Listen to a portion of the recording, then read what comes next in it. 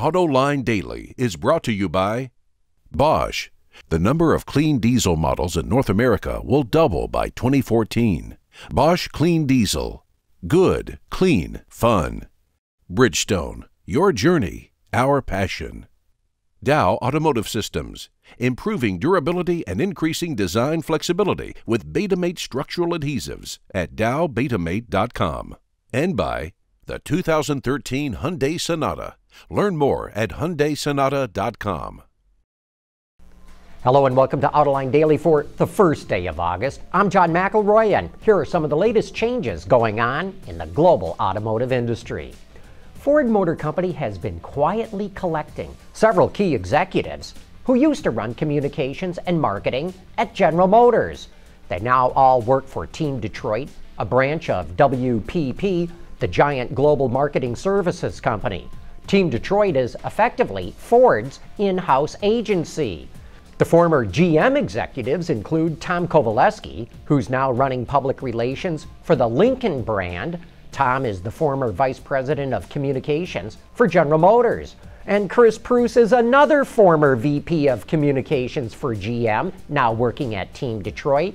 And Mark LaNave, the former vice president of marketing at GM, was just hired as the COO of Team Detroit. And you know it is very unusual to see so many former VPs of General Motors now working for Ford. More earnings are coming in from Europe, and not unexpectedly, the numbers don't look that good. BMW's earnings were especially disappointing, even though the company is solidly profitable. And here's why. BMW sold 476,000 cars in the second quarter, up more than 6% from a year ago. Its revenues also went up more than 7% to over $23 billion.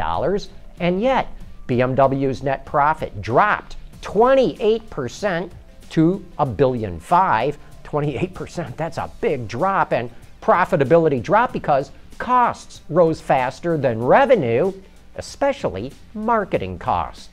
Fiat also reported its earnings, and to get a clearer idea of how the Italian company is performing, we've stripped out all the Chrysler numbers. Fiat sold 472,000 vehicles worldwide, a drop of 7%. Its revenues also dropped 7% to just over $11 billion. But that sunk the company well below its break-even point. It lost over $300 million on the net bottom line, and all the signals suggest that those numbers are going to get worse as the year goes on. Volkswagen announced that it's adding a third shift to its plant in Chattanooga, Tennessee, that builds the Passat. That brings the total number of employees to over 3,300. By next year, the plant will have the capacity to build 180,000 vehicles, which is 30,000 more than its original capacity. Before these new hires start building cars, they must complete 6 weeks of training at the Volkswagen Academy. Interestingly, the Detroit Free Press reports that VW would rather hire former McDonald's employees because they understand standardized work processes. They even prefer them over workers with manufacturing experience because those folks may have developed what they call bad habits. Here's a weird one. Genetically modified crops are wreaking havoc on farm equipment tires. According to the Wall Street Journal, the plants have tougher stalks, which can easily puncture tires and leave farm equipment stranded in the fields. One of the largest farm tire makers, Titan International, is now offering a tire with 4 layers of Kevlar to help with the problem. But they cost nearly twice as much as regular tires, and most equipment manufacturers do not offer them. However, one farmer who used them says he hasn't had a flat in over a year. And amazingly, about 3 million farm tires are sold every year in the U.S. Fuel economy numbers for the Buick Verano Turbo are out, and the EPA says the small force-fed sedan should deliver 20 miles per gallon city and 31 on the highway. In the combined cycle, the Verano delivers 24 mpgs. Interestingly, that puts the Verano a mile per gallon behind the Regal GS, despite the fact the Regal weighs 370 pounds more than the Verano.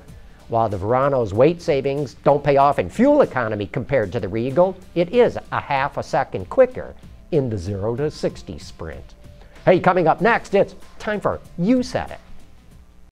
Reducing exhaust emissions, aerified diesel particulate filters, high filtration, low back pressure, small package size, excellent durability. DowAerify.com. And now it's time for some of your feedback. Quite a few of you took issue with me congratulating Cadillac for doing the best underbody aerodynamics.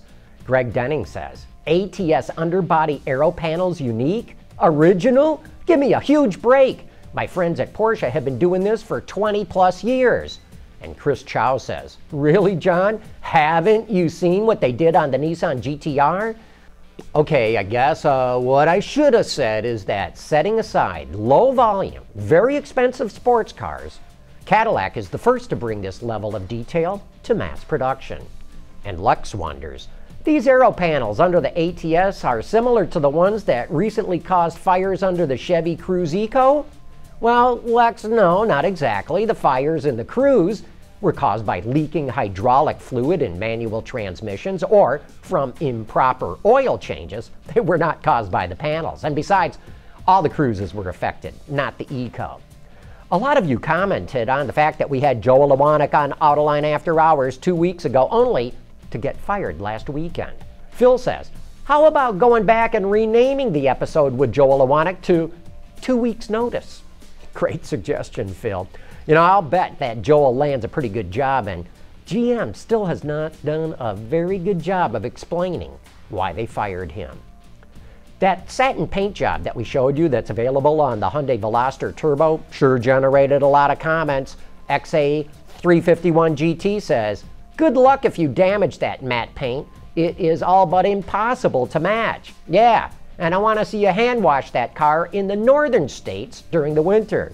He makes a pretty good point. You do have to wash those matte paint jobs by hand, and I'd hate to do that when it's freezing cold outside. David Sproul says, that matte paint looks like colored primer to me. When I was a kid, we'd make fun of those primer putty mobiles. Now people are paying extra for this? Oh, the humanity. Thanks for all your comments and letters. We sure do like going through them all. Hey, before we go, have we got a great show coming up on Autoline After Hours this Thursday. The Auto Extremist and I will go deep inside the GM Design Center with GM's head of design, Ed Welburn, giving us a personal tour. We'll show you their virtual reality lab, their color and trim room, a look at their mechanical assembly area, and we're going to end up inside what was Bill Mitchell's personal garage. That's all coming tomorrow night starting at 6 p.m. Eastern Time at Autoline.tv. And that wraps up today's report. Thanks for watching. We'll see you tomorrow.